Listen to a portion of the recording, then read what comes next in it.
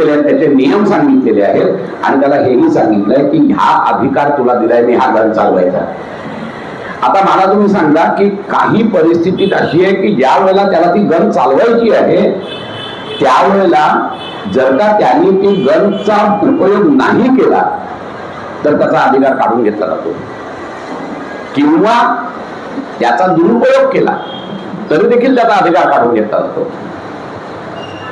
समोर तुम्हाला दिसत आहे उद्या इन्स्पेक्टर आहे, इन्स्पेक्टरला हे दिलेली आहे करंटली पिस्तूल दिलेली आहे आणि ती पिस्तुलीचा नियम सांगितलेले आहेत, कशी चालवायची त्याचं ट्रेनिंग दिलेलं आहे आणि त्याला सांगितलंय हा तुला अधिकार आहे तुला चालवायचा. पण केव्हा चालवायचा? गन दिली म्हणजे कोणालाही मारायचं का?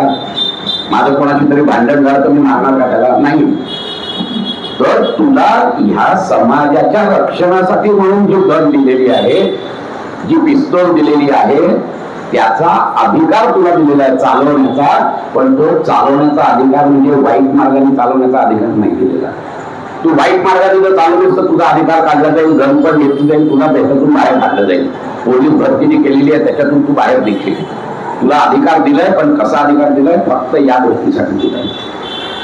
किंवा जर का तू उपयोगच केला दिसत, समोर दिसताय की इथे सगळं रायट चाललं सगळं चाललंय, तू काहीच उपयोग नाही केला तरी देखील तू शिक्षेला पाहतायस. तुझा अधिकार काढून घेतलं जाईल, तुझी गन काढून घेतली जाईल, तुझी पिस्तूल काढून घेतली जाईल आणि तुला कामावरून काढून टाकली.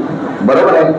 तद्वतच भगवंतांनी आम्हाला कर्मणीय व अधिकारातून मनुष्य जन्म दिलाय, कारण मनुष्य जन्मच कर्तृत्व योनीचा आहे आणि तुला केलंच पाहिजे. काय केलं पाहिजे? तर वर्णाश्रमाप्रमाणे स्वभावाप्रमाणे तू तुझी सगळी विहित कर्म केलीच पाहिजेस. वेगळी कर्म करून चालणार नाही, हे लक्षात घ्या. मी वाईट कर्म पापकर्म करणार नाही, त्याचं कारण असं आहे की तो अधिकार नाही माझा. जसा पोलिसाला अधिकार आहे की काही समोर जर का हे झालं असेल तर तुला अधिकार दिलाय शांतता प्रस्थापित करण्यासाठी, तसंच तुला अधिकार दिलाय चांगलं कर्म करून पुढे जा.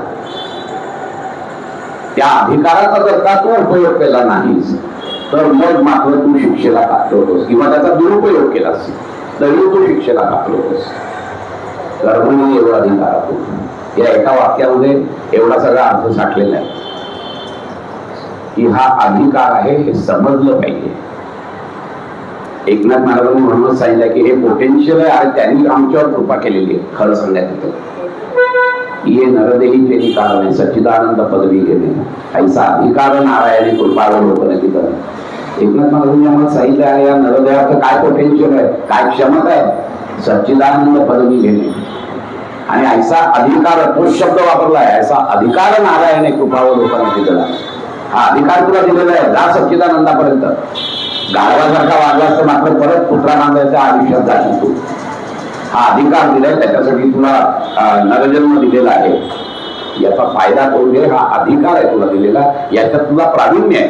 अधिकाराचं प्रावीण्य पण आहे तुला याच्यात, कारण तू चांगलं काम भगवंताचं काम निर्णया करशील. परंतु अनंत जन्म आम्ही त्याच्या विरुद्ध वागत असल्यामुळे त्या संस्कारांमुळे आम्हाला वाईट कर्म पटकन करता येतात, चांगली कर्म नाही करता येत. पण चांगली कर्म इतकी निर्णया करता येतात कारण की तेच माझी नैसर्गिक कल आहे. मनुष्य जन्माचा नैसर्गिक कलच तो आहे.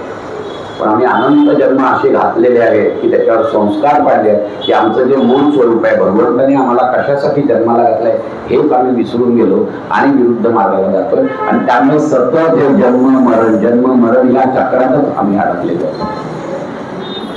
आणि म्हणून भगवंत आम्हाला इथे सांगतात की कर्मणी एवढा अधिकार आहे. आणि ह्या शरीराचं काय महत्व आहे? या शरीरातूनच तुला या शरीरात जायला येते ना. ज्ञानेश्वर महाराजांनी तेच सांगितलेलं आहे, येण्याची शरीर शरीरा येणे सरे किंबहुना येर जाण्याची लाकडे. या शरीराच्या माध्यमातून या शरीरातलं जाणं बंद करायचं आहे. कसं बंद करायचं? कर्मणी एवढा अधिकार, त्या अधिकाराचा उपयोग कर. तुला पिस्तूल दिले ना, त्या अधिकाराचा उपयोग करू, नाही तर तुला पिस्तूल पण काढून घेतील आणि तुझी नोकरी पण जाईल. तसंच आहे, तुला मनुष्य जन्म दिलाय ना, तुला अधिकार आहे कर्म करायचा. कर्म याचा अर्थ निषिद्ध कर्म नाही. कर्म याचा अर्थ तुमच्या वर्णापेक्षाही विरुद्ध काही जर का कृती केली तेही निषिद्ध कर्म आहे. परधर्म भयावहा सांगितलंच आहे कृष्णाने. आणि अर्जुन तेच करत होता. स्वतःचा क्षत्रिय धर्म सोडून तो चालला होता संन्यास मार्गाला. तुझं वर्ण काय, तुझा आश्रम काय, तुझं विहित कर्म काय ते सोडून तू संन्यास आश्रमात चाललायस, भयावह आहे. त्यात तुझी मेही नाहीये. मी मुळाशी म्हटलं तसं की काय करतात, प्रावीण्य नाही तुला आत्ता वाटतंय भावनेच्या भरात, आणि भावनेला अक्कल नसते. त्यामुळे भावनेच्या भरात तुला असं वाटतं की हे सगळ्यांना मारून मला काहीतरी पाप वगैरे लागेल, त्यापेक्षा मी संन्यास घेतो. संन्यास काय घेशील तू? सगळे संस्कार तुझ्या क्षत्रियाचे झाले. 1-2-4 महिने नाही झालं की तू येशील परत तिकडे. पण तिथपर्यंत तुझी जी काही निंदा नालस्ती व्हायची असते ती झालेलीच असेल. आपण ते बघितलं काल की तुझी कशी निंदा नालस्ती होईल. तू जर का पळून गेलास म्हणून, तू एवढा मोठा योद्धा आणि संकट याच्यातून युद्धातून पळून गेल्यासारखी निंदा नालस्ती नाही, तुला सहन नाही होते निंदा नालस्ती. तसंच तुझा धर्म काय, वर्ण काय, त्या वर्णाप्रमाणे तुझं हे काय, तर क्षत्रिय तू आहे, तुझं क्षत्रिय धर्म आहे तुझा. तुला युद्ध केलंच पाहिजे. कोणाशी युद्ध करायला पाहिजे? दुरुपयोग नाही करायचंय. चांगल्या माणसांना मारायचं नाहीये तुला तलवारीने.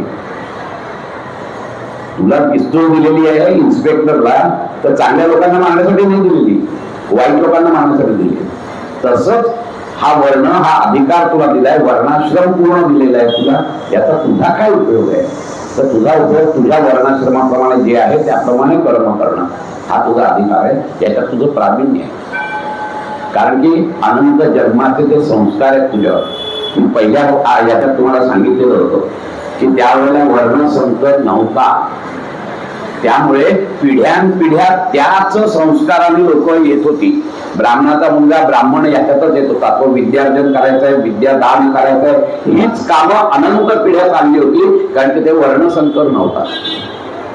तसंच क्षत्रिय म्हणून तर राजाचा मुलगाच गादीवर बसणार, दुसरा कोणी गादीवर नाही बसणार. कारण की तेच संस्कार इथे आलेले आहेत, तेच बीज इथे आलेलं आहे, आणि त्यामुळे तोच बसायचा. आता तसं नाही. आता वर्णसंकर झालेले आहेत. आता ब्राह्मणाचा मुलगा ब्राह्मणच असेल असं मुळीच नाही. आणि काल मी तुम्हाला सांगितलं होतं, ही 4 हे आहेत, कामं आहेत, समाज बांधणीसाठी लागणारी ही 4 कामं आहेत. आणि ही 4ही कामं कुठचंच कमी किंवा जास्त नाहीये.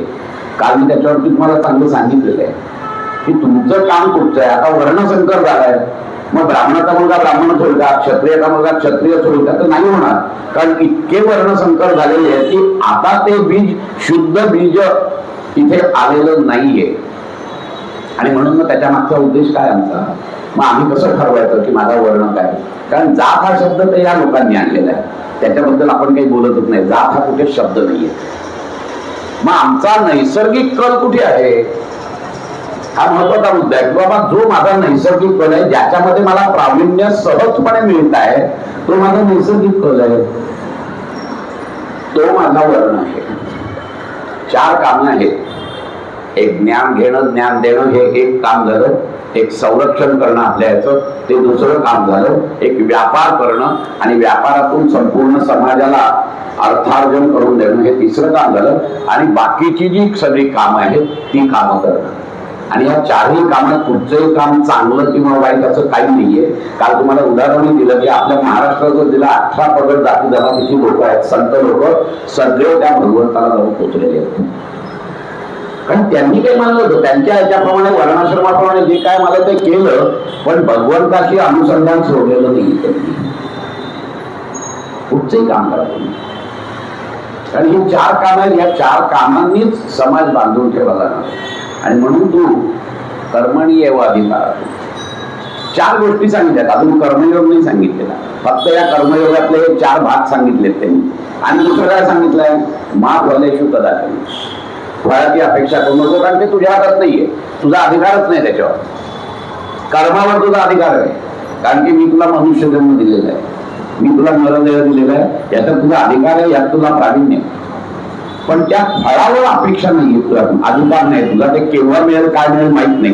पेरलेलं उगवेल, पण मी हे केलं तर हे फळ मला मिळालाच पाहिजे असं जर तू अट्टाहास केलास तर ते होणार नाही. आणि म्हणून मग फलेषु, त्या फळावर तुझा अधिकार नाही. कर्मणी एव अधिकारातून, पण त्या फळावर तुझा अधिकार नाहीये. ते केव्हा पक्व होईल, केव्हा तुला त्याचं फळ मिळेल हे सांगता येणार नाही. त्यामुळे त्याच्यावर तुझा अधिकार नाहीये. मग कर्मफल हेतू म्हणून तू कर्मफलावर हेतू ठेवून कर्म करू नकोस, तू त्याचा हेतू बनू नकोस. आणि चौथी महत्वाची गोष्ट अशी आहे की त्या कर्माबद्दलची म्हणजे कर्म न करण्याबद्दलही आसक्ती ठेवू नकोस. कर्म न करण्यासाठी काय आहे तर 2-3 गोष्टी आहेत. एक तर आम्हाला भीती वाटते, आता क्षत्रिय धर्मात मी जन्माला आलोय आणि मी युद्ध म्हटल्यानंतर मी सुद्धा घाबरलो तर लोक पळून जातात, तर तेही करू नकोस. कर्म न करण्याची पण आसक्ती तुझ्यात नसली पाहिजे, हा महत्वाचा मुद्दा आहे. किंवा परधर्माला जाण्यासाठी म्हणून मी हा धर्म सोडतो, तेही नाही. तुझ्या वाट्याला आलेलं कर्म हे तू केलंच पाहिजेस. हा एवढ्या 4 गोष्टी त्यांनी इथे आपल्याला सांगितलेल्या आहेत. आणि नंतर मग ते पुढे काय म्हणताय,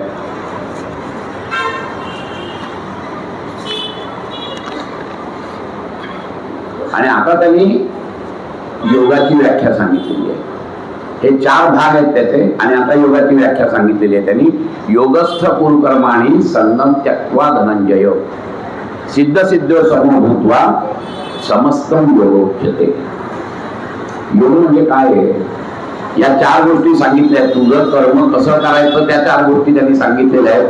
आता समत्वम योगोच्यते, याच्यामध्ये समत्व ठेव. कशात समत्व ठेव, योगस्थ पूर्वकर्माणि संगम त्यक्त्वा धनंजय. आता गंमत अशी आहे की हे दोन्ही वाक्य एकच आहे. म्हणजे आपण म्हणतो की नाही की आंघोळ करून स्वच्छ हो. आता या 2 क्रिया आहेत, काय आंघोळ करणं वेगळं, स्वच्छ होणं वेगळं. नाही, आंघोळ करून स्वच्छ म्हणजे एकच आहे ते. आंघोळ केली की स्वच्छ होणार आहेस तू. तसंच तू योगस्थ झालास की तुला काय आम्हाला सांगितलेलं आहे, कर्मणी एवढा अधिकार तू माफ फलेषु कदाचन, आसक्ती ठेवू नको फळाबद्दल. तर हेच ते सांगितलेलं आहे त्यांनी. पण ह्याच्या जोडीला काय सांगितलेलं आहे, सिद्ध सिद्धो समभूत्वा. आपल्याला आधी माहिती आहे सुख दुःख समे कृत्वा लाभा लाभो जया जयो, हे 3 द्वंद्व आपण बघितलेले आहेत काल का परवा सांगितले, कळलं की नाही. ही 3 द्वंद्व जमले, या 3 द्वंद्वाचं एकत्रीकरण याच्यात आहे. सिद्ध सिद्ध समभूत्वा, की कर्म सिद्ध होणं आणि कर्म असिद्ध होणं. कर्म सिद्ध होणं म्हणजे एक तर तुला जय मिळेल, एक तर तुला सुख मिळेल, बरोबर आहे तुम्ही. सुख दुःख समेतत्वा लाभ मिळेल. आणि समजा कर्म सिद्ध नाही झालं तर तुला याच्यात त्याच 3 गोष्टींचं सार रूपाने त्यांनी इथे सांगितलेलं आहे की सिद्ध सिद्ध समेतत्वा, ही समत्व बुद्धी ठेवून तू कर्म कर. आणि अशा समत्व बुद्धीलाच योग म्हणतात. समत्व योग उच्यते, हे त्यांनी सांगितलेलं की ही समत्व बुद्धी आहे. आणि ह्याचाच वेगळा अर्थ अर्जुनाने घेऊन 3ऱ्या अध्यायाची सुरुवात झालेली आहे. कारण पुढे तो येईल असतो की कशामुळे त्याचं हे झालं होतं ते. आणि म्हणून त्यांनी असं सांगितलेलं आहे की समत्वम योग उच्यते. कर्मयोगाची चर्चा इथून सुरू झाली आहे, कर्मयोगाची व्याख्या इथून सुरू झालेली आहे. हे लक्षात ठेवा की तुम्ही वर्तमानात राहा. आम्ही मॅक्झिमम भूतकाळ नाही तर भविष्य काळात राहतो, वर्तमान काळात आम्ही राहत नाहीये. आणि त्यामुळे आम्हाला सगळ्या चिंता असतात. एखादी क्रिया करायची म्हटली, कर्म करायचं म्हटलं की अरे बाबा ते सिद्ध होईल की नाही, भविष्य काळात गेलो, हे असं केलं होतं मागच्या वेळेला, ते काहीतरी प्रॉब्लेम झाले मला, भूतकाळात गेलो. अरे पण आता कर्म करणं सोडून दे ना, भूतकाळ गेलेला आहे, भविष्यकाळ यायचं. आत्ता तू कर्म कर, त्या कर्मामध्ये भगवंताचा अनुसंधान ठेव, ते भगवंताने दिलेलं कार्य आहे हे समज आणि पूर्ण उत्साहाने त्याच्यात भाग घे. तर तुला कळेल की ह्याच्यामध्ये काय, कारण हेच वर्तमान आहे. कारण फळ माहित नाही केव्हा मिळेल तुला, ते त्यांनी पहिल्या ऐकत सांगितलं 4 गोष्टींमध्ये. मग फलेषु कदाचन, त्याच्यावर तुझा अधिकारच नाहीये. फळावर तुझा अधिकार जर नसेल तर तू भविष्यात फळ मिळेल की नाही ही चिंता कशाला करतोस. ही चिंता करू नकोस ना, कारण त्याच्यावर तुझा अधिकारच नाहीये. ते केव्हा फलित होईल माहित नाही आपल्याला, फलित नक्की होईल. कारण कर्मसिद्धांत सगळ्यांनी मान्य केलेला आहे, आपल्या सगळ्या दर्शनांनी मान्य केलेला आहे. कर्मसिद्धांत किंबहुना प्रत्येक दर्शनाचा जो बेस आहे, ज्या 4 गोष्टी आहेत त्या 4 गोष्टीमध्ये कर्मसिद्धांत आहेत. एक मोक्ष संकल्पना सगळ्या ह्याच्यात आहे, एक प्रमाण चर्चा सगळ्या ह्याच्यामध्ये आहे, एक जीव जगत ईश्वर याच्याबद्दलची चर्चा सगळीकडे आहे, आणि एक कर्मसिद्धांताची चर्चा सगळ्या याच्यात आहे. ह्या 4 गोष्टी कॉमन, त्यांचे व्ह्यूज वेगवेगळे असतील, त्यांचा बघण्याचा दृष्टिकोन प्रत्येक दर्शनाचा वेगळा आहे आणि तोही त्यांनी अतिशय लॉजिकली तर्कशुद्ध याच्यात मांडलेला आहे. आणि म्हणून तर मला तर काही वेळेला असं वाटतं, मी एखादं दर्शन वाचलं याचं वाटतं हा हे अगदी बरोबर आहे, बस ह्याच्यापेक्षा वेगळं काही असूच शकत नाही. वेदांत फिलॉसॉफी वाटली की हा बरोबर, वेदांत फिलॉसॉफी जे सांगतात तेच खरं आहे. आणि मग सांख्य फिलॉसॉफी वाटायला लागली अरे नाही हेच बरोबर आहे, कारण इतकी तर्कशुद्ध त्यांची मांडणी आहे प्रत्येक दर्शनाची की आमच्यासारखी लोक गांगोळून जातात की नक्की खरं काय आहे. मग नक्की खरं फक्त एकच आहे की तुला काय अनुभव येतो तेच खरं, बाकी काही नाही. तुला कुठचा भाव काय आहे तो मार्ग निवड, त्या मार्गाने पुढे जा. कारण ह्या सगळे जरी मार्ग त्यांनी सांगितले तरी सगळ्यांचं गंतव्यस्थानीच आहे, त्याचा अनुभव एकच आहे. ज्ञान मार्गाने गेल्यानंतर तो जो मोक्ष आहे तो वेगळ्या प्रतीचा आहे आणि भक्ती मार्गाने गेला की तो मोक्ष वेगळ्या प्रतीचा आहे असं मुळीच नाहीये. सगळ्यांचा अनुभव एकच, तो अनुभव म्हणजे सच्चिदानंदाची जाणीव होणं, बाकी काही नाही. आणि इतकं तर्कशुद्ध प्रत्येक दर्शन आमचं. मग न्याय घ्या, वैशेषिक घ्या, योग घ्या, सांख्य घ्या, पूर्वमीमांसा घ्या, उत्तरमीमांसा घ्या, सगळी. आणि एवढंच कशाला, आम्ही ही सुद्धा नास्तिक दर्शन ज्याला आपण म्हणतो, चार्वाक, जैन आणि बुद्ध, ही सुद्धा तर्कशुद्ध आहे. आणि म्हणून तर त्यांना 9 दर्शन आमची भारतीय दर्शन म्हणून आम्ही मान्यता दिलेली आहे आणि तीही तेवढीच तर्कशुद्ध आहे. बुद्धांचा शून्यवाद घेतला की असं वाटतं बुद्ध बरोबर आहे, त्यांची 4 आर्य सत्य घेतली की असं वाटतं ना हेच बरोबर आहे. जैनांचे वेगळे विषय घेतले की असं वाटतं नाही. आणि माझ्या दृष्टीने विकास होतोय म्हणून सांगतो, जैनांसारखं सुंदर दर्शन नाही. हा माझा वैयक्तिक हे लक्षात घ्या. इतकं शुद्ध आणि इतकं तर्कबद्ध त्यांनी विवेचन केलेलं आहे की मला ते भावतो. प्रत्येकाचा आपापला दृष्टिकोन असतो बघायचा. मला जैन दर्शन भावतो आणि मला अद्वैत वेदांत भावतो.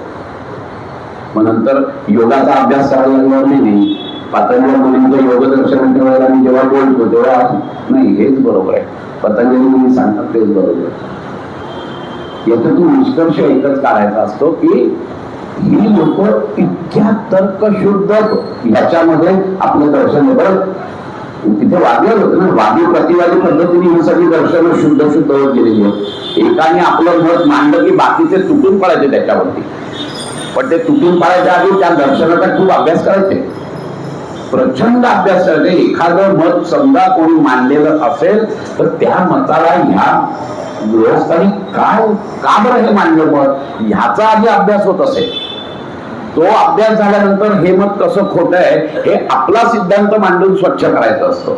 आणि मग ती जी काही त्यांची सगळी बैठकी व्हायच्या त्याच्यामध्ये ह्याच्यावर चर्चा व्हायची, वादी प्रतिवादी पद्धतीने ही सगळी दर्शन. मग ज्यांनी पहिलं दर्द हे मांडलेलं आहे सिद्धांत, तो म्हणायचा अरे याच्यावर असे असे आक्षेप आले म्हणजे कोणतरी काहीतरी खोट आहे, मग तो त्याच्यावर परत हे करायचा, पण माझं सिद्धांत बरोबर आहे, मग तो अजून शुद्ध करायचा आणि परत मांडायचा, मग परत या लोकांचं हे. आणि अशा पद्धतीने तिथे गर्व नव्हता कोणाला, तर ज्ञान मिळवण्याची शुद्ध अभिलाषा होती, बाकी काहीही नव्हतं तिथे,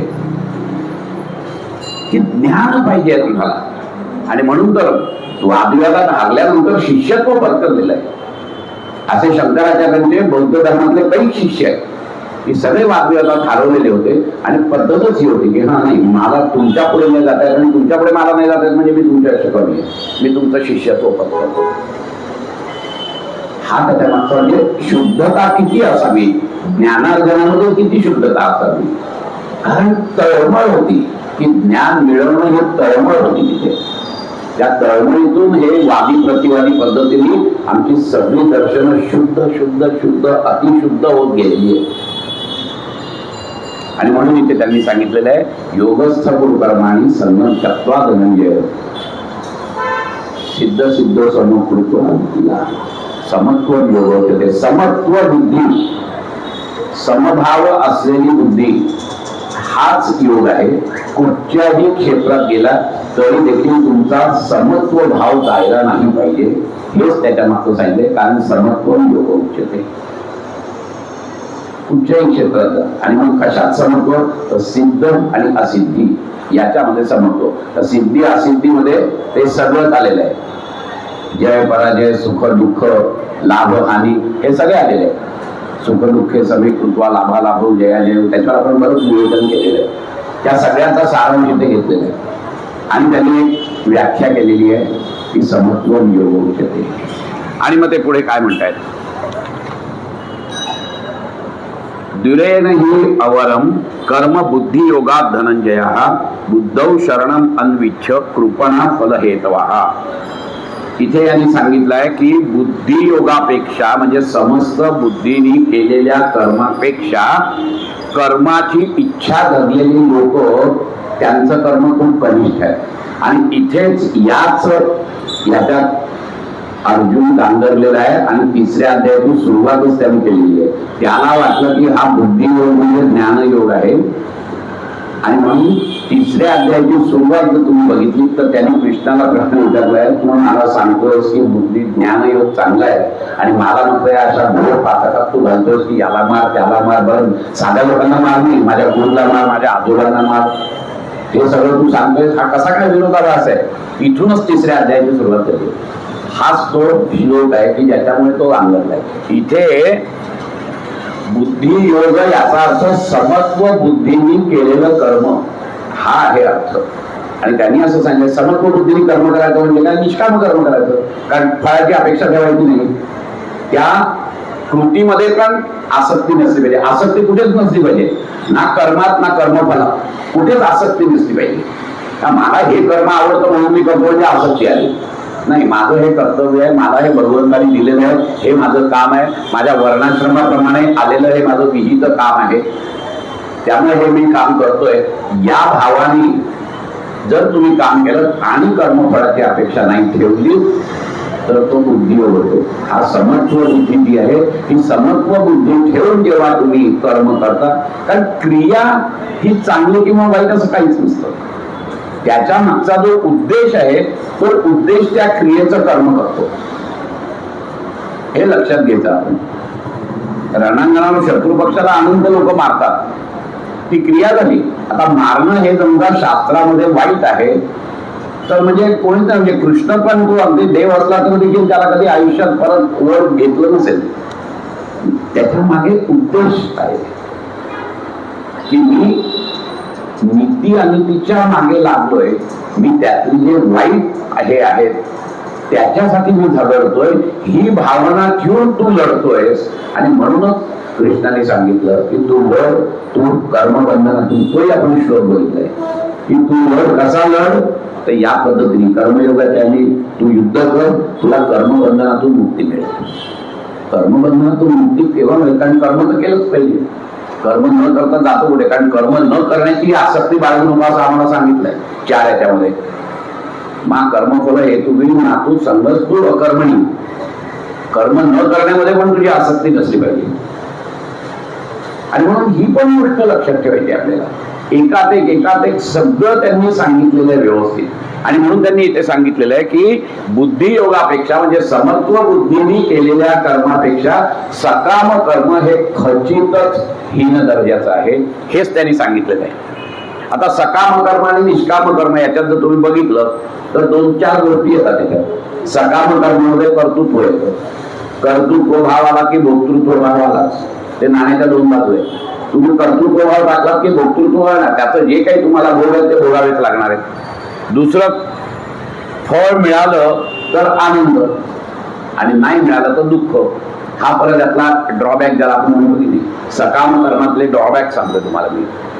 तर एक तर पहिली गोष्ट असं आहे की कर्तृत्व भाव टाकावा लागतो. कारण आम्ही सकाम कर्म करतो, माझं कर्तृत्व मला हे पाहिजे आहे, मग मला कर्तृत्व भावानेच उतरायला लागेल त्याच्यात.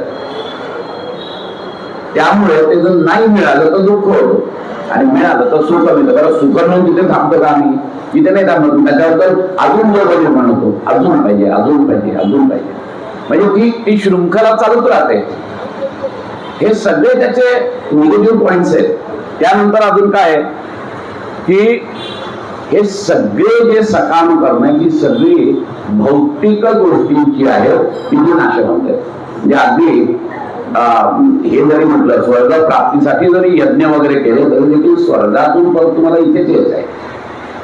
कारण स्वर्गात तुम्हाला एखादं पुण्य मिळेल, काही मिळेल, परंतु जेव्हा निष्काम कर्म म्हणतो त्या निष्काम कर्माचं फळ मूळ भगवंत प्राप्तीच आहे. त्याच्यामध्ये कर्तृत्व भाव नाही, त्याच्यामध्ये काहीही नाहीये.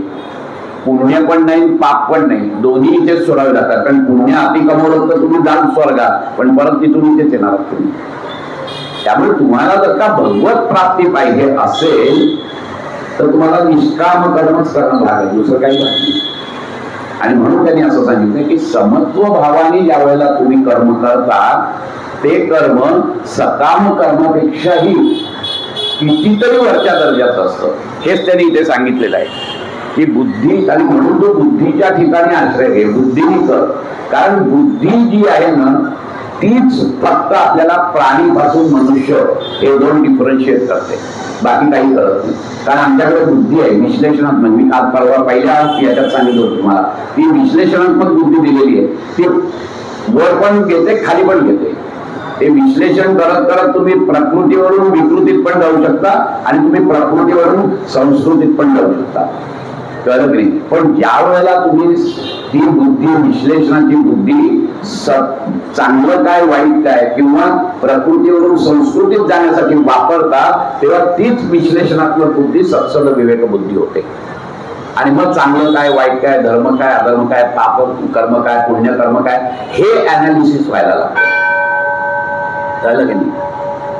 विश्लेषण नुसतं असेल आणि निगेटिव्ह एकच झालं तर मी तुम्हाला उदाहरण दिलं जसं की दोन बैल आहेत आणि नंतर समोर चारा आहे, तो जो धट्टपुष्ट बैल आहे तो याला ढुशी मारतो आणि चारा खातो, पण तो चारा खाल्ल्यावर निघून जातो कारण तो प्रकृतीवरच आहे. आम्ही दोन्ही गोष्टी करू शकतो की बाबा मी 2च दिवसाचा उपाशी आहे, हा 3 दिवसाचा उपाशी आहे, मग त्याला खाऊ दे, मी प्रकृतीवरून संस्कृतीत गेलो, कळलं की नाही. परंतु असाही कोणी माणूस असेल की नाही नाही मीच खाणार बाकी कोणी नाही खाणार, बरं खाल्लं तर खाल्लं, पोट भरला तर जा घरी, नाही मग संध्याकाळी काय विश्लेषण, मग संध्याकाळचं काय म्हणूया, मग ते उरलेलं बांधून घ्यायचं आणि हा मरू दे तिथे, प्रकृतीवरून विकृतीत गेलं. तीच विश्लेषणात्मक बुद्धी आहे. मग आमची ही विश्लेषणात्मक आणि ही चीप आम्हाला डोक्यात ठेवलेली आहे भगवंतानी. आणि भगवंत सांगतो आता मी लपलोय तू शोध मला, प्राण्यांना नाही सांगत तो, कारण त्यांच्याकडे ही चीप नाहीये, हे लक्षात घ्या तुम्ही, फक्त मनुष्याकडे. आणि म्हणून त्याचा तिथे उत्क्रांतीचा जो हे आहे तो थांबतो आणि जाऊन तो आता तुला जे दिलाय ना त्याचा उपयोग कर आणि मला शोध, बाकी काही नाहीये. आणि म्हणून आम्ही ज्या वेळेला विश्लेषणात्मक बुद्धी सत्सद विवेक बुद्धीमध्ये त्याचं ट्रान्सफॉर्मेशन होतं त्यावेळेला मग आम्ही विश्लेषण करता करता चांगलं काय वाईट काय धार्मिक काय अधार्मिक काय पाप काय पुण्य काय विश्लेषण करता करता करता करता करता जेव्हा असं येतो की नाही हेच बरोबर आहे त्यावेळेला तीच निश्चयात्मका बुद्धी सत्सद विवेक बुद्धी निश्चयात्मका बुद्धी होते. आणि एकदा का बुद्धीने निश्चय केला की तुमच्या मनाचं काहीही चालत नाही, अजिबात नाही चालत. कितीही आई भुकेली असू दे आणि मुलगा भुकेला असू दे, आई मुलालाच जेवण घालणार आहे आणि तिच्या बुद्धीने तो निर्णय घेतलेला आहे. त्यामुळे तिला भूक लागली तर तिला ते भूक जाणवत नाही, कळलं की नाही. ती मुलाला घालते आणि तिचं पोट भरते. त्याचं कारण हे आहे की बुद्धी एवढ्या वरच्या दर्जाची आहे की ती मनाला थोपवून जाते. शरीराला तर तो पूर्ण सोपवते, त्यामध्ये भूक बीक वगैरे तू काही बघू नको. तिला जे काही समाधान होतं की माझं मूल जेवलं, हे जे समाधान आहे ना या समाधानामध्ये तिचं पोट भरून जातं. आणि म्हणून ह्या समत्व बुद्धीने ज्या वेळेला तू काम करशील म्हणजे थोडक्यात निष्काम कर्म करशील त्यावेळेला हे जे सकाम कर्म करणारे आहेत त्यापेक्षा कितीतरी वरच्या दर्जाचं तुझं कर्म असणार आहे हेच ते सांगतात या याच्यामध्ये. फक्त कर्म करताना बुद्धी समत्व पाहिजे, बस. समत्व योग उच्यते, समबुद्धी पाहिजे, बाकी काही नाही. आणि मग पुढे त्यांनी अजून एक व्याख्या दिलेली आहे योगाची, ती म्हणजे बुद्धियुक्तो जहातीह उभे सुकृत दुष्कृते तस्मात् योगाय युज्यस्व योग कर्मसु कौशलम. आता याच्यात काय सांगितलंय, साम्य बुद्धीने जो युक्त झाला तो या आयुष्यात पाप आणि पुण्य या दोघांचाही त्याग करतो. मी खूप पुण्य कमवीन मिळाले, मग लोक खूप आहेत, नाही मला पुण्य मिळालं पाहिजे, बस मी काही दुसरं काम करणार नाही. आपण ते पुण्यही टाकायचंय तुला इथे. मी जसं काल तुम्हाला सांगितलं, बाबळीचा काटा पोचलाय ना, तर तो दुसराच बाबळीचा काटा घ्यायला लागतो हा काटा काढण्यासाठी. पण हा काटा काढल्यानंतर त्याच्यावर प्रेम नाही करून चालते, दोन्ही काटे फेकावे लागतात, तो केव्हा तुम्हाला टोचेल माहित नाही. तसंच आहे की तमोगुणातून रजोगुणात, रजोगुणातून सत्वगुणात गेलात, पण सत्वगुणाला कवटाळून बसू नका, कारण ते जे तत्व आहे, परमात्मा तत्व आहे, ते गुणातीत आहे. त्यामुळे सत्वगुणाच्याही पलीकडे तुम्हाला जायचं आहे. हा भाग लक्षात ठेवायचा. आणि तेच त्यांनी इथे सांगितलेलं आहे की अशा पद्धतीने दोघांचाही तो त्याग करतो, म्हणून तो योगामध्ये चित्त लाव. आणि कर्मातील कुशलता म्हणजे योग कर्मसु कौशलम. आता योग कर्मसु कौशलम याचे सुद्धा वेगवेगळे अर्थ आहेत. एक पहिली महत्वाची गोष्ट अशी असते की कर्म करताना अशा खुबीने करा की ते कर्म संगीतात जाणार नाही, हा एक अर्थ झाला. मग ती खुबी कुठची आहे, ती आर्ट कुठची आहे, कर्मयोग आहे. कारण त्याच्यामध्ये तुमचं कर्म जाणार नाहीये, कारण मी मुळे त्याच्यात कर्तृत्व भावच ठेवला नाही ना. मला भगवंताने दिलेलं हे कर्तव्य कर्म आहे, हे मी करतोय, खतम. यात माझा कर्तृत्व भाव नाही, माझी फलाशा नाहीये, मला काही नाहीये. आणि त्यामुळे जिथपर्यंत मला त्या फळाबद्दल आसक्ती नाही, तिथपर्यंत माझं कर्म जे आहे ते कर्म जाणार नाही. कर्तृत्व भावच नाहीये, मला हे काम भगवंताने दिलेलं आहे आणि हे काम मी करतोय, हाच भाव फक्त आहे. याच्यामध्ये कर्तृत्वाचा प्रश्नच नाही आला. मी काल गाडीचं उदाहरण दिलं, तो मालक बघेल, मी कशाला बघू. गाडी बंद पडली तर तो मालक बघेल, मला ती गाडी तिथेच असते. मग तो मालक जातो, तो मेकॅनिक आणतो, सगळं आणतो, ती गाडी दुरुस्त करतो, परत गाडी चालू राहतो. एवढा ज्या वेळेला आपला विचार की या माझ्या देहावर माझा नाहीच आहे हक्क, त्या भगवंताचाच हक्क आहे हा, तो बघेल. आणि त्यांनी मला सांगितलेलं आहे की असं असं काम कर, म्हणून मी ते करतोय. यात कर्तृत्व भाव उभे आला, यात कर्तृत्व आणि कर्तृत्व भाव आला नाही तर भोक्तृत्वाचा प्रश्नच येत नाही. कर्तृत्व आलं तर भोक्तृत्व आहे, तर भोक्तृत्वाचा प्रश्नच येत नाही आपल्याला इथे. हाही मुद्दा लक्षात ठेवायचा असतो आपल्याला. त्यामुळे या दोन गोष्टी ज्या आहेत, हा योग कर्मसु कौशलम जेव्हा आम्ही म्हणतो त्यावेळेला हे कर्मातली कुशलता आहे. आणि मग कर्मातली कुशलता अजून कशात आहे, मग मी कुठचंही कर्म केलं तर चालेल. कर्म समजा असं आहे की बाबा मला काम करायला सांगितलंय, मी शिक्षक आहे आणि मला सांगितलंय की माझं काम काय आहे, शिकवायचं आहे मुलांना. ठीक आहे, मी शिकवतो, मुलं काय पास होतील नापास होतील मला काय घेणं देणं नाही, ते पण नाही चालणार. कारण का की तुमचं काम हे ज्या वेळेला संकोचित वृत्तीने जेव्हा केलं जातं त्यावेळेला ते बद्ध होतो. परंतु ज्या वेळेला त्या कर्मामध्ये एखादं फळ जे आहे ते वैश्विक असतं त्यावेळेला ते बंधनच होत नाही. मी माझ्या मुलांसाठी काहीतरी करणं हे बंधनात जाईल, पण मी सगळ्यांसाठी शाळा उघडलेली आहे तर हे कर्म बंधनात जाणार नाही, हे लक्षात घ्या तुम्ही. ज्या वेळेला माझी मनोवृत्ती संकुचित असते, मी आणि माझं, आणि तोच अर्जुनाला हे होता की मी आणि माझ्यामध्येच तो अडकलेला होता आणि त्याच्यातूनच त्याला बाहेर काढायचं होतं. आणि मी आणि माझं एवढं झालेलं होतं की समोर श्रीकृष्ण असून त्याला असं नाही वाटलं की आपण याला विचारा, बाबा हे असं असं माझं झालं, आता बघून काय करायचं. नाही, त्याने डायरेक्ट निर्णय घेऊन टाकला की मी युद्ध करणार नाही आणि रथात बसला जाऊ. त्यामुळे हा महत्वाचा मुद्दा आहे. तो योगातल्या कर्माची कुशलता कशात आहे, योग कर्मसु कौशलम म्हटलंय, तर याचा अर्थ असा नाहीये की मी काम केलं नाही, तुम्हाला त्याचं फळ काय आहे, तुम्ही मुलांना शिकवताय, तुम्ही मुलांना शिकवताय की मुलं चांगली होतील, म्हणजे तुम्हाला तो उत्साह ठेवायलाच पाहिजे, पोट तिडकीनेच करायला पाहिजे, कारण तुम्हाला भगवंताने दिलेलं काम आहे. मग भगवंताचं काम असंच चालेल का ते काय मुलं शिकतील तर शिकतील, मला काम सांगितलंय शिकवायचं मी शिकवलं नाही.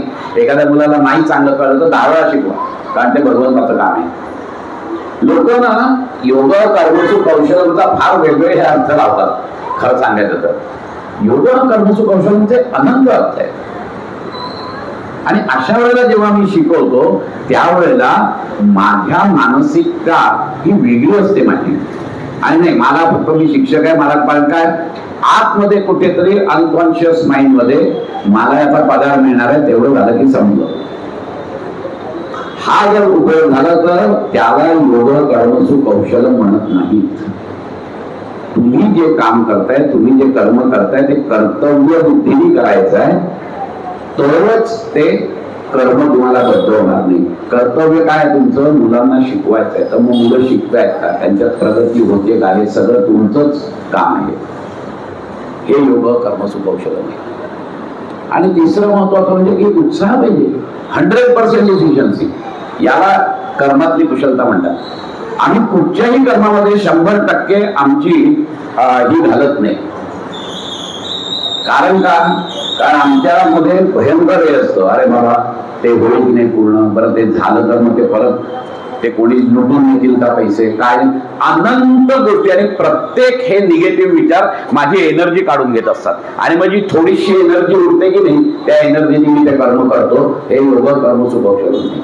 तुमची 100% त्याच्यामध्ये तुमची इन्व्हॉल्वमेंट पाहिजे, 100% तुमची इफिशियन्सी पाहिजे. गाण्याची स्पर्धा चालू असते, कळलं की नाही, आणि गाणारा 2-3 गाणी झालेली असतात. हा चौथा मुलगा उभा असतो इथे, तो खालीवर विंगेत, अरे बापरे याला एवढ्या टाळ्या पडल्या, मला पडतील दिली, हा खूपच चांगला गायला, मी तर एवढा चांगला गात नाही, मग मला बक्षीस मिळेल का, याला बक्षीस मिळेल. हे सगळे विचार एक एक करत तुमची सगळी एनर्जी घालून टाकतायत. आणि मी जिथे थोडीशी एनर्जी राहते ती एनर्जी घेऊन तो स्टेजवर जातो आणि आपला परफॉर्मन्स देतो. हे योग कर्मसु कौशल.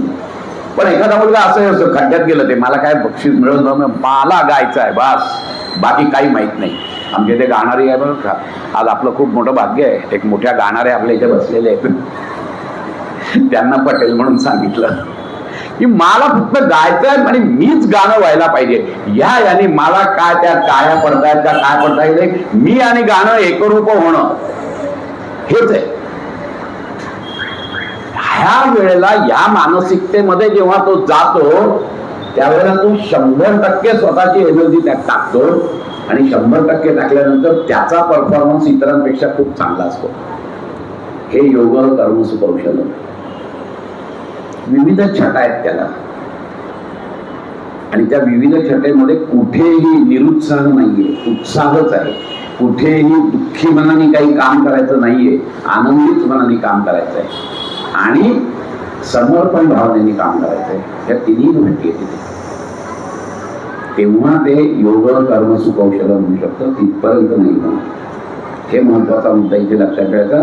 याचे विविध पदर आहेत त्याला, ते सगळे समजावून घेतले पाहिजेत. भगवंतानी कुठेही असं म्हटलं नाहीये की नुसतं तुझा काय आपल्या भाषेचा आहे तर पाट्या टाक, माझं काम आहे ना पाट्या टाकतात नाही. तुझा 100% त्याच्यात इन्व्हॉल्वमेंट पाहिजे. पूर्णपणे उत्साहवर्धकच तू केलं पाहिजेस, आनंदी वातावरणातच तू तुझं कर्म केलं पाहिजेस. ते योग कर्मसु कौशल. नाही तर ते कर्म कर योग कर्मसु कौशल होणार नाही. It's an art. तर ती आर्ट नाही होणार आणि मग ते बद्ध होईल, ते तुला बंधनकारक होईल. आम्हाला कर्मयोग का करायचा आहे की कर्म करून पण आमचं संचितात जायला नाही पाहिजे म्हणून कर्मयोग सांगितलेलं आहे. कारण अर्जुनाला ती भीती होती की मी आजोबांना मारतोय, मी माझ्या गुरुंना मारतोय, मी माझ्या भावंडांना मारतोय, मी किती नरकात जाईल, माझ्यामुळे कुलक्षय होईल, माझ्यामुळे वर्णसंकर होईल.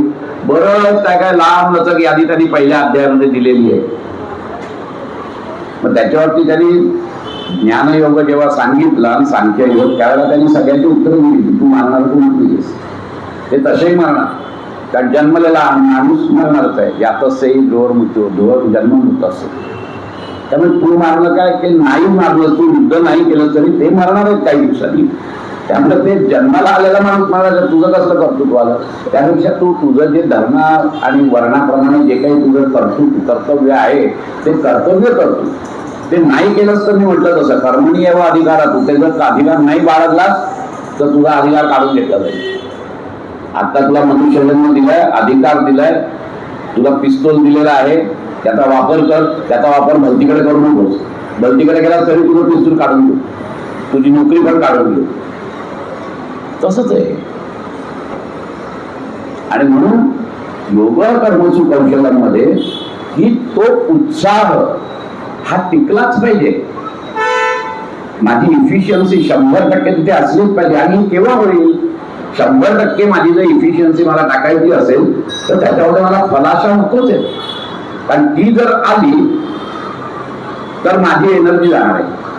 कारण प्रत्येक माझा निगेटिव्ह विचार माझी एनर्जी घेऊन जाणार आहे. आणि मग उरलेल्या एनर्जीतच मी ते काम करणार आहे की जे भगवंताला अपेक्षित नाही.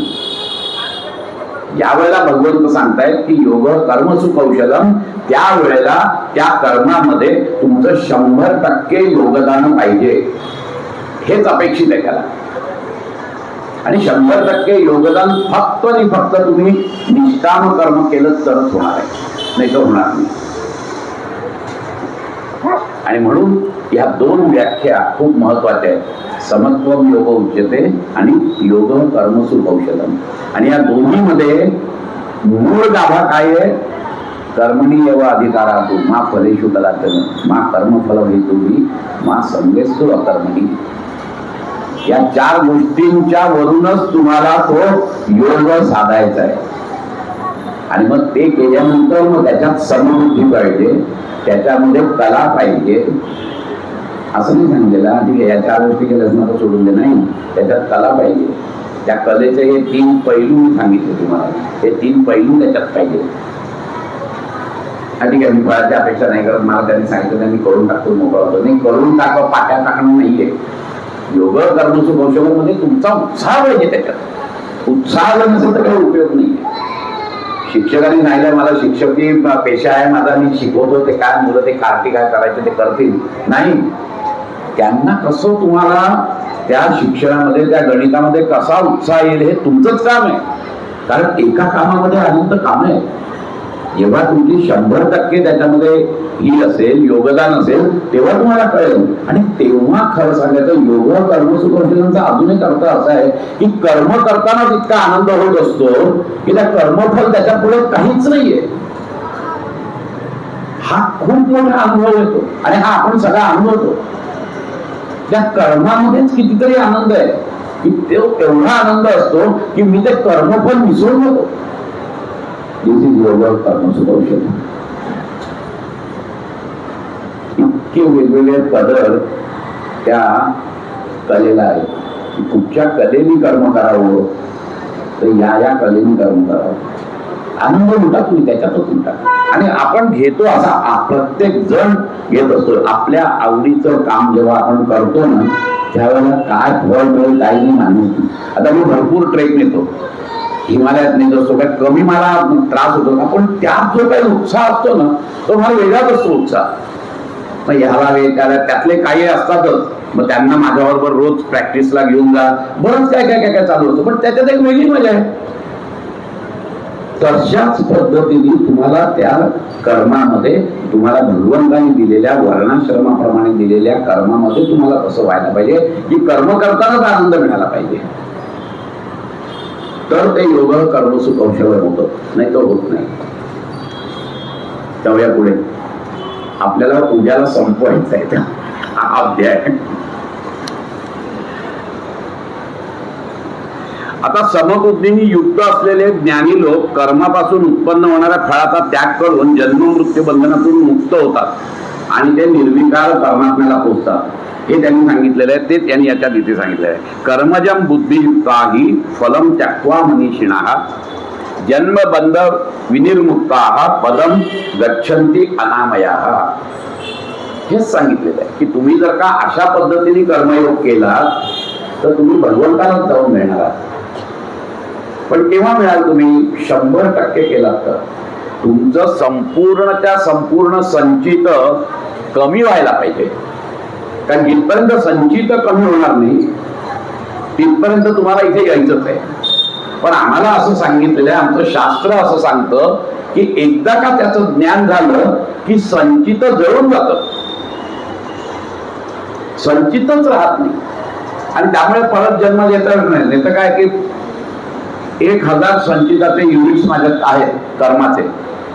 आता ते 1000 युनिट संपण्यासाठी मला परत परत जन्म घ्यायला लागेल. बरं त्याच्यात जर सातत्य नसेल तर असं होईल की 1000 जन्मातले 100 प्रारब्ध कर्म मी आलो, ते प्रारब्ध कर्म भोगताना 200 संचितात टाकले आणि आमचं असंच चाललंय. आमच्या राशीच्या राशी आहेत संचिताच्या. मग हे केव्हा संपणार? मग आम्हाला आमच्या शास्त्राने सांगितलं की ज्ञान झालं तर त्या ज्ञानाग्नीमध्ये तुमचं सगळं संचित जळून जाईल. ज्ञान व्हायला पाहिजे. ज्ञान झालं का संचित कोणाला आहे? कर्तृत्वाला आहे. मी म्हणून आहे ना, ते त्या अहमला आहे. आणि तुम्ही जेव्हा साक्षात्कार तुम्हाला होतो त्यावेळेला तुम्ही अहमच्या पलीकडे जाता. एक उदाहरण देऊया म्हणजे आपल्याला कळेल. एक माणूस मस्तपैकी ह्याच्यातून आलेला असतो, ऑफिस मधून येतो वगैरे, सगळं बायको गप्पा मारत असते. माझ्याकडे मी योगातल्या मुलांना सांगितलेलं आहे, सगळ्या आमच्या स्टुडंटना. आणि ते झाल्यानंतर मग गप्पा मारतात, जेवण वगैरे झाल्यानंतर झोपतात. आता झोपल्यानंतर त्या माणसाला स्वप्न पडतं. आता स्वप्नात काय चाललंय ते बघा तुम्ही. स्वप्नामध्ये तो एका माणसाचा खून करतो, कोर्टात केस उभी राहते. कोर्टात केस उभी राहिल्यानंतर त्याच्यावर खटला होतो, तो दोषी करतो. जज त्याला 10 वर्षाची अतिशय सक्षम अशी शिक्षा देतो आणि तो तुरुंगात जातो.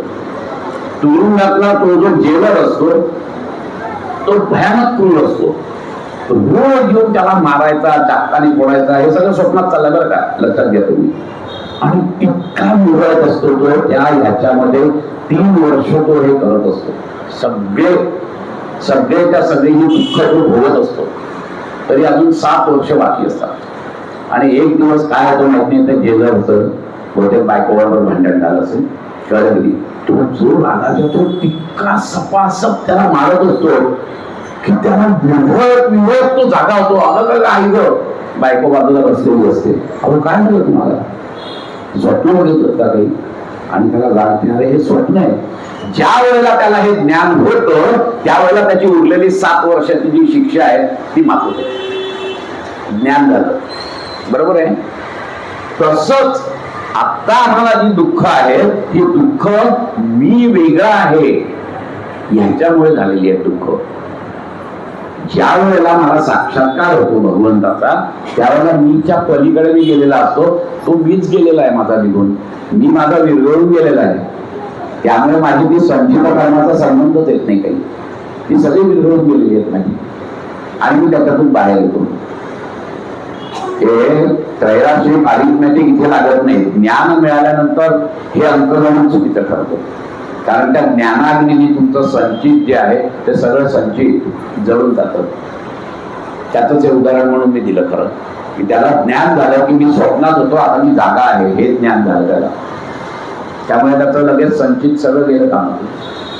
अंधाऱ्या याच्यामध्ये दोरीवर साप दिसतो आपल्याला आणि सगळे घाबरत असतात, घाम फुटत असतो, सगळं असतं, सगळी दुःख असतात, भीती वाटत असेल, तो केव्हा मला येऊन डसेल वगैरे सगळं. कोणीतरी हळूच लाईट लावतो आणि सगळ्यांना येऊन तर दोरी आहे. ज्ञान झालं लगेच ही सगळी दुःख पळून घेऊन जाते. ज्ञान झालं. पण ते ज्ञान होण्यासाठी ती दोरी पाहिजे ना. तो साप दिसायसाठी दोरी तर पाहिजे. दोरी नसती तर साप दिसला नसता. तसंच हे सगळं विश्व असण्यासाठी कोणीतरी पाहिजे ना. हे सापयुक्त दृश्य जे आहे, हे विश्व जे आहे, याच्यासाठी कोणीतरी त्याला कारण तर पाहिजे नाही. ते कारण म्हणजे सच्चिदानंद आहे आणि हे सगळा भ्रम आहे. जसा मला सापाचा भ्रम झालाय तसाच आत्ता पण आम्हाला भ्रमच होतोय आणि तो मजा मारतोय की बघ कसा गंडवला, कळलं की नाही. त्यामुळे हा भाग आम्ही नीट जर लक्षात ठेवला तर आम्हाला कळेल की ह्याच्यातून बाहेर पडण्याचा एकच उपाय आहे आणि तो म्हणजे आत्मज्ञान. एकच ज्ञान. ऐका ज्ञानाचे वचन. ज्ञान म्हणजे आत्मज्ञान. पाहावे आपणासी आपण या नावे ज्ञान. समर्थांनी सांगितलं बाकी सगळी माहिती आहे. ज्ञान एकच, ते म्हणजे आत्मज्ञान. बाकी कुठचंही ज्ञान नाही. त्यामुळे ते जर झालं तर ही सगळी दुःख निघून जातील तुमची. दोरीचा मला ज्ञान झाल्याबरोबर माझी दुःख निघून गेली सगळी. स्वप्नातून जागा झाल्यावर माझी 7 वर्षाची एवढी सक्षम शिक्षा होती, सगळी निघून गेली. तसंच आता सुद्धा आम्ही सगळे दुःखी आहोत. आणि बौद्धांचा पहिलंच आर्य सत्य आहे, सर्वम दुःखम. कारण तुम्ही किती काही, पतंजली मुनी मी तेच सांगितलंय की कितीही तुम्हाला सुख मिळालं तरी शेवटी त्या सुखातून तुम्हाला दुःखच बोलायला लागणार आहे. तेच बुद्धांचा फक्त वेगळ्या पद्धतीने मांडलेला तो सिद्धांत आहे, बाकी काही नाही. मग आम्ही सगळे दुःखीच आहोत. मग हे दुःख जायचं केव्हा? तर तुम्हाला साक्षात्कार झाला की तुम्हाला आत्मज्ञान झालं. आणि म्हणून आत्मज्ञानाशिवाय दुसरा पर्याय नाहीये. तुम्ही किती थेरॉटिकली चांगले वागा, हे वागा, काहीही वागा, तुम्हाला पुण्यसंचय होईल तुमचा, त्याच्याबद्दल वाद नाहीये. परंतु पुण्यसंचय नुसता करून तुम्हाला मोक्ष मिळणार नाहीये. हे पुण्य पण इथेच सोडायचंय तुम्हाला. कारण केव्हा हे त्रिगुण तुम्हाला घात करतील तुमचा, पुण्य आहे, पुण्य आहे, मी चांगला आहे, चांगला आहे, आता मी सुखात आहे, केव्हा ते त्रिगुण तुम्हाला दगा देतील तुम्हाला सांगता येणार नाही. आणि त्या पुण्याच्या अहंकारात तुम्ही केव्हा तुमचा पाय घसरेल हेही सांगता येणार नाही. त्यामुळे या पाप पुण्याच्या पलीकडेच जायचं आहे. आणि म्हणून आम्हाला हे सांगतायत की कर्मयोग करा. कारण कर्म केल्याशिवाय राहता येणार नाही. कश्चित क्षणमपि जातु तिष्ठति अकर्मकु, हे सांगितलेलं आहे गीतेला आम्हाला. आणि नाहीच राहू शकत आपण कर्म केल्याशिवाय. मग कर्म केल्याशिवाय तर राहूच शकत नाही. तर कर्म असंच करा की जेणेकरून ते कर्म बंधनात जाणार नाही, कर्मच्या संचितात जाणार नाही. मग काय करा? मग कर्मयोग करा. आणि कर्मयोग करण्यासाठी काय करा? तर बघा, हळूहळू तमोगुणातून रजोगुणात या, रजोगुणातून सत्वगुणात या. आणि मग सत्वगुणात आल्यानंतर साधना पक्की होते, आमचं कॉन्सन्ट्रेशन वाढतं, आम्ही योगामध्ये खूप पुढे जातो, आमची ध्यान धारणा चांगली होते, आमच्यातले प्रेम जे भगवंताबद्दलचं आहे ते प्रेम उत्पन्न होतं. आम्हाला का सांगितलंय सगळं जप करा, हे करा, ते करा? ते प्रेम उत्पन्न होण्यासाठी आहे. जपामुळे मला भगवंत माहिती असो नसू दे, मला त्या भगवंताबद्दल प्रेम निर्माणच व्हायला पाहिजे. कारण सतत त्याचं नाव होतोय मी, त्यामुळे प्रेम निर्माणच होणार आहे. ते नाव घेतलं की प्रेम निर्माण होतं. कारण ज्याच्याबद्दल प्रेम आहे त्याची आठवण होते, त्याची आठवण झाली की त्याची आम्ही कायम नाव घेत असतो. त्याचं कळलं की नाही? आमच्या संतांनी सांगितलं उलट करा, तुम्हाला भगवंत माहिती नाही, तुम्ही त्याचं नावच घ्या की आपोआप तुम्हाला आपुलकी वाटेल. आपुलकी वाटते की आपोआप त्याचं नाव तुमच्या ह्याच्यात आलं, त्याचं प्रेम वाटेल. बरोबर उलटा प्रवास सांगितलेला मी. अतिशय शास्त्र सुद्धा काही प्रॉब्लेम नाही. आणि म्हणून नामस्मरणाचं महत्व आमच्या सगळ्या संतांनी सांगितलेलं आहे भक्तियोगामध्ये की नामस्मरण करा. नामस्मरण केलं की तुम्हाला भगवंताच्या बद्दल प्रेम निर्माण होईल. ते प्रेम तुम्हाला राजस सोडून सात्विकतेकडे घेऊन जाईल. आणि सात्विकतेत आल्यानंतर तुमच्या साधनेला बळकटी मिळेल. तुम्ही मोक्षाला नाही जाणार, साधनेला बळकटी मिळेल. आणि एक वेळ अशी की अरे मी हे पुण्यकर्म पण मला इथे सोडायचं आहे, त्याच्यासाठी काय करता येईल? मग तुम्हाला गुरुची ही लागेल की त्याचा कृपा प्रसाद जिथपर्यंत मिळत नाही तिथपर्यंत तुम्हाला ते मोक्षाचं जे साधन आहे ते मिळू शकणार नाही. त्यामुळे गुरु हा पाहिजेच. कारण शेवट शरणागती आहे. कोणाला शरण व्हा? एक तर त्या भगवंताला शरण व्हा, आणि नाही तर तुमच्या गुरुला शरण व्हा. दुसरा काही पर्याय नाही तुमच्याकडे. आणि गुरु वगैरे काही नको मला, माझा मी समर्थ आहे, आयुष्यात मिळणार नाही.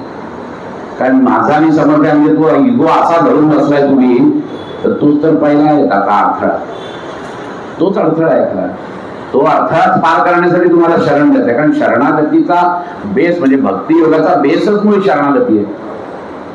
जिथपर्यंत तुम्ही तुमचा अहंकार लवचिक करत नाही तिथपर्यंत तुम्हाला त्याच्यानंतरची पाहिजे ज्ञान मिळेल.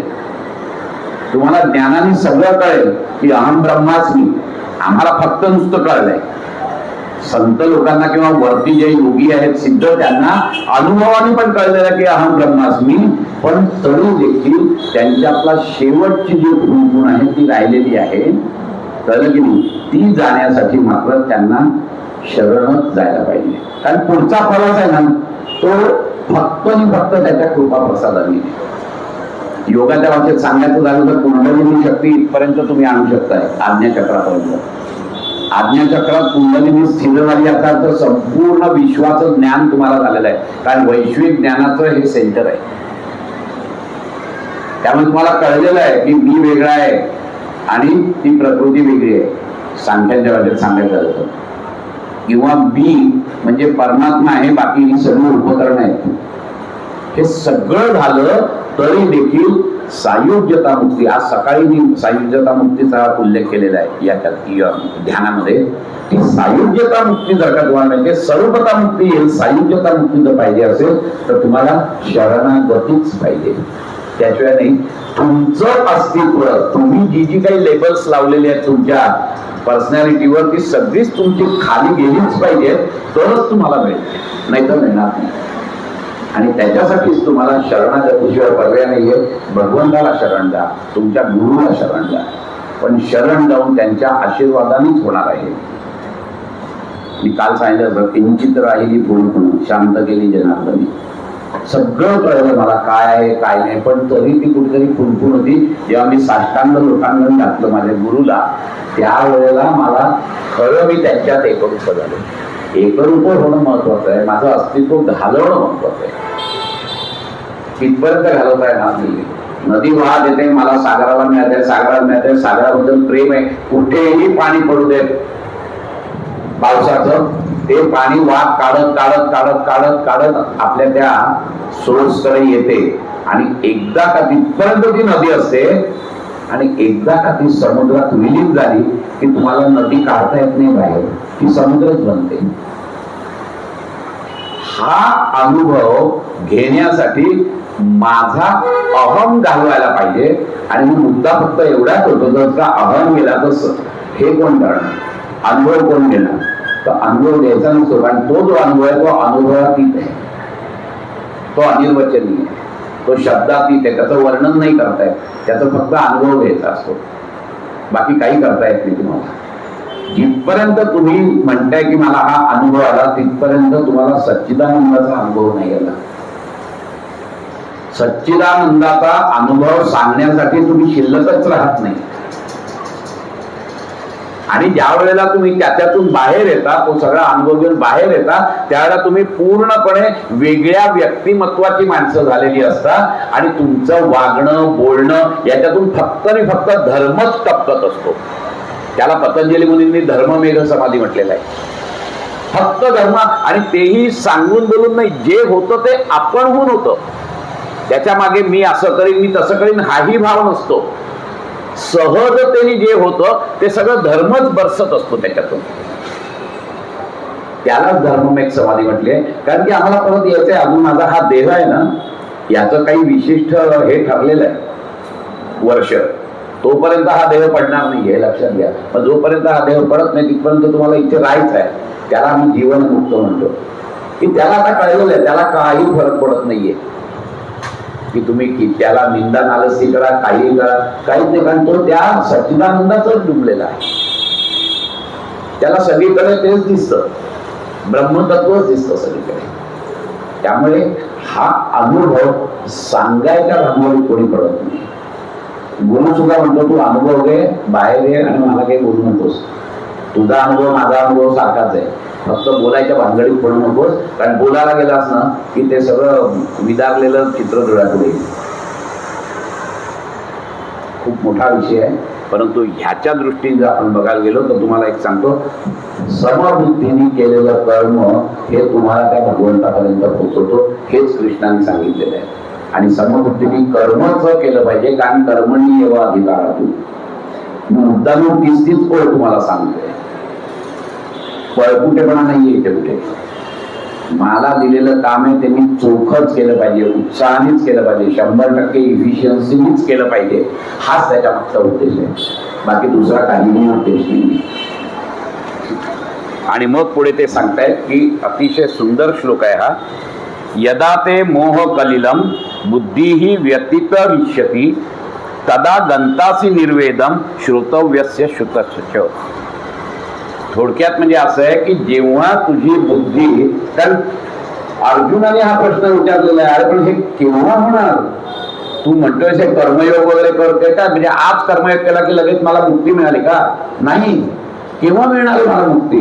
मग कृष्ण सांगतायत की जेव्हा तुझी बुद्धी या मोहरूपी चिखलातून बाहेर पडत नाहीये, पूर्णपणे पार पडत नाहीये, आणि जेव्हा तू ऐकलेल्या आणि ऐकण्यासारख्या किंवा बघितलेल्या आणि अजून बघायच्या आहेत पण ऐकलेल्या अशा सगळ्या गोष्टींविषयी जेव्हा तुझ्यात वैराग्य निर्माण होईल त्यावेळेलाच ही परिस्थिती येईल. संपूर्ण वैराग्य. जिथपर्यंत वैराग्य येत नाही तिथपर्यंत तुला तो मोक्ष प्राप्त होणार नाहीये. वैराग्याची पहिली पायरी. कारण काय माहितीये का की कर्मयोगाच्या आचरणाने तुम्हाला अनामयता येईल, सगळं येईल, परंतु एका क्षणात तुम्ही जाणार नाही आहात. हळूहळू हळूहळू पहिले सुरुवात केली, मग थोडं वैराग्य आलं, मग अजून माझी साधना पक्की झाली, मग अजून माझं वैराग्य वाढलं. ते वैराग्य आणि साधना असे हातात हात घालून वरवर जातात, हे लक्षात घ्या. वैराग्य आलं म्हणून साधना चांगली झाली, साधना चांगली झाली म्हणून वैराग्य आलं. कारण मला बाहेरच्या गोष्टींची तुच्छता कळली, क्षणभंगुरता कळली, त्यामुळे त्याच्याबद्दल असलेली माझी आसक्ती कमी झाली. हे असं ते हातात हात घालून जातात आणि म्हणून वैराग्य एकदम येत नाहीये. तर वैराग्य योगशास्त्राच्या मध्ये सांगितलं तर वशीकार वैराग्य हे सर्वात मोठं वैराग्य, पण ते एकदम येतं का? आता तुम्हाला सांगितलं वैराग्य म्हणजे ज्या काही तुम्ही बघताय गोष्टी, ज्या काही तुमच्या पंच ज्ञानेंद्रियांना दिसत आहेत ते आणि ऐकलेल्या गोष्टी, या सगळ्याबद्दल वैराग्य जमणार आहे का तुम्हाला? नाही जमणार आहे. पण तुमच्यामध्ये जर का ती मुमुक्ष भाव आला की नाही मला या योग मार्गामध्ये पुढे जायचं आहे, हा मुमुक्ष भाव जेव्हा येतो ना तेव्हा तुम्ही वैराग्याची पहिली पायरी चढणार, की ज्याला आपण यतमान वैराग्य म्हणतो.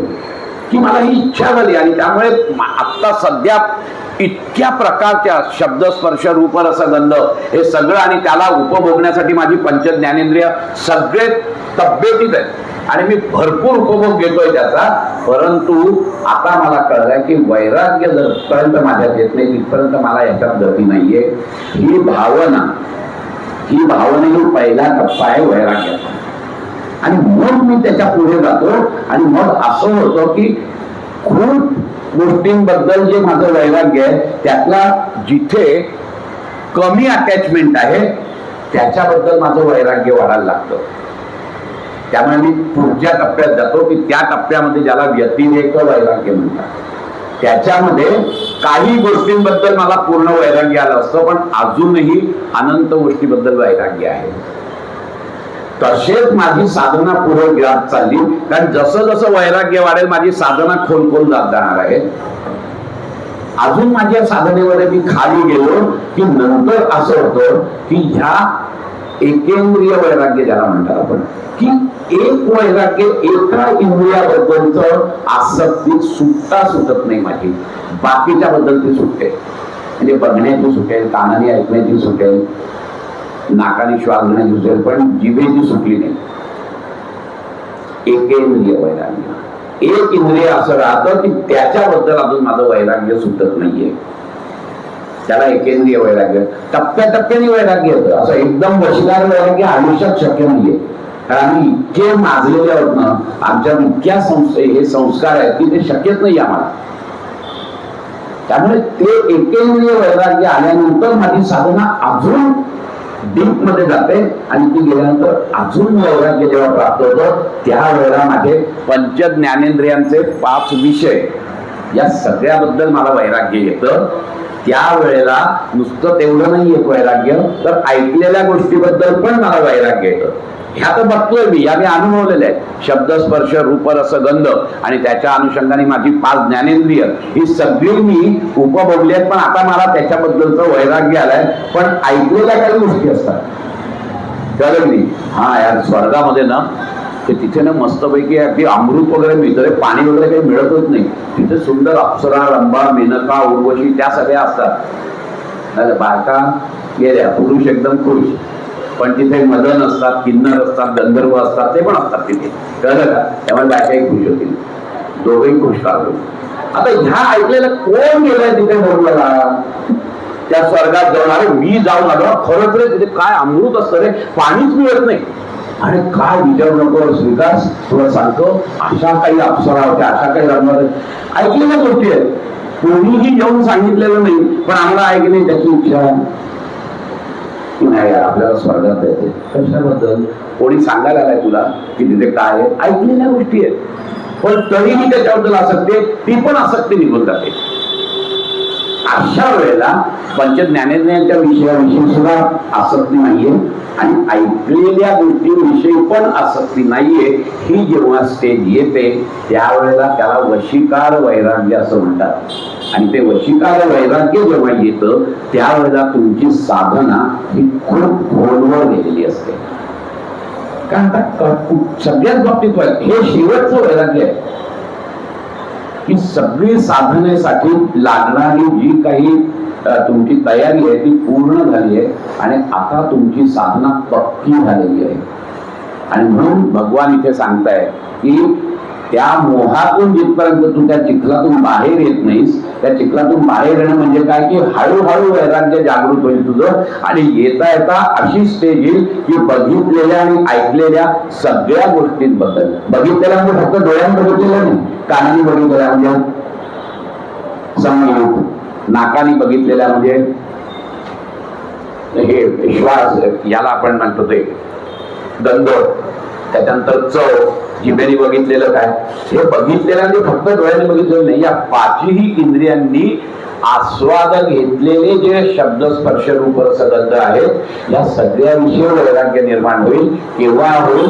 ज्या वेळेला तू त्या मोहरूपी दलदलीतून बाहेर येशील आणि तो बाहेर आल्यानंतर मात्र तुला साक्षात्कार होऊ शकतो, कर्मयोग तुझा चांगल्यापैकी होऊ शकेल. आणि म्हणून त्यांनी पुढच्या याच्यात सांगितलं आपण इथेच थांबूया. कळलं की उद्या घेऊया, कारण 9:30 झाले.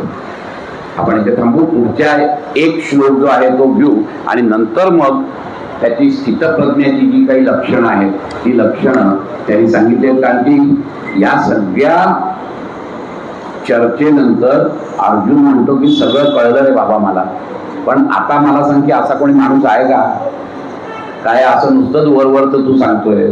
त्या स्थितप्रज्ञाची काय लक्षण आहे, तो कसा बोलतो, काय बोलतो, तो लोकांशी कसे व्यवहार करतो, हे सगळं मला सांग. आणि मग स्थितप्रज्ञ हा खास गीतेचा शब्द आहे, हा खास व्यासांनी टाकलेला शब्द आहे. लक्षात घ्या की स्थितप्रज्ञ, याची प्रज्ञा स्थिर झाली, असा माणूस कोण आहे हे तो विचारतोय.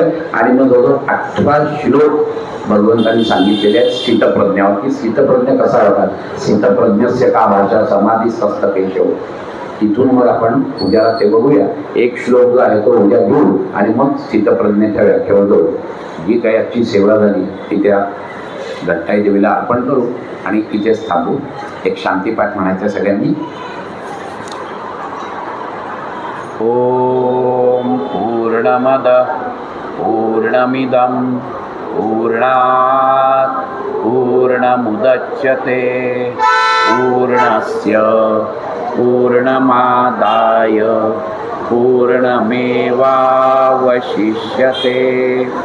ओम शांति शांति शांति.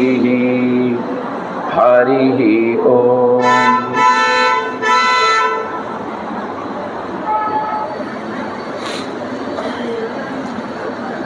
मला 6 दिवसात हा पूर्ण अध्याय संपवायला सांगितला होता. मी माझ्याकडून प्रयत्न करतोय, बहुतेक होईल. 1-2 श्लोक इकडे तिकडे आपण ते टाळू आणि अशा उड्या मारत संपवूया उद्या.